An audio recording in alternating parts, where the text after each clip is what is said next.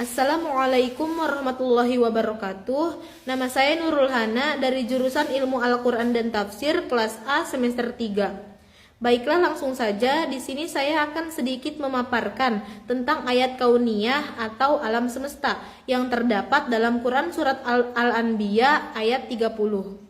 Bismillahirrahmanirrahim. Awalam yarul ladzina kafaru annas samawati wal arda kanata ratqan fafataqnahuma wa ja'alna minal ma'i kulla syai'in hayy afala yu'minun. Artinya, dan apakah mereka orang kafir tidak mengetahui bahwasanya langit dan bumi dahulunya adalah sesuatu yang menyatu, lalu Allah pisahkan keduanya, dan Allah jadikan sesuatu yang hidup itu berasal dari air.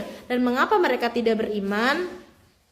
Dalam tafsir Ibnu Katsir, dalam ayat ini Allah berfirman, Allah memberitahu atas kekuasaannya dan kerajaannya yang agung. Dalam kalimat awalam yarul ladzina kafaru, dan apakah orang kafir itu tidak mengetahui? Artinya orang-orang yang mengingkari Allah, orang-orang yang tidak beriman kepada Allah gitu tuh. Orang-orang yang menyekutukan Allah.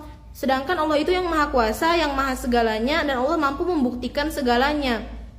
Apakah Allah masih layak untuk disekutukan?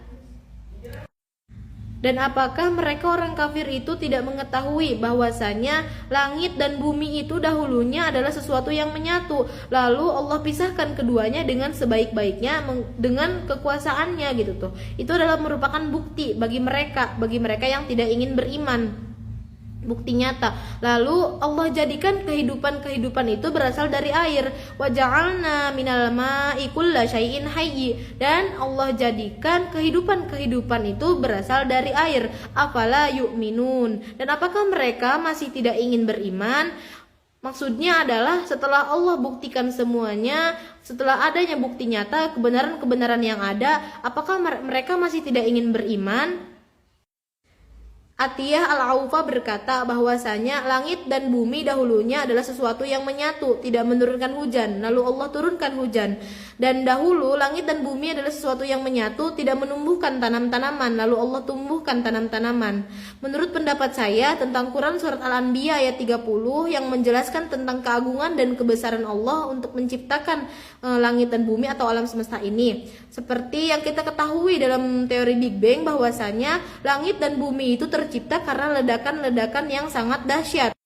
Dari ledakan itu muncullah susunan tata surya. Sebelum teori Big Bang ditemukan, Allah sudah menjelaskan dalam Quran surat Al-Anbiya ayat 30 bahwasanya langit dan bumi itu dahulunya adalah sesuatu yang menyatu, lalu Allah pisahkan keduanya.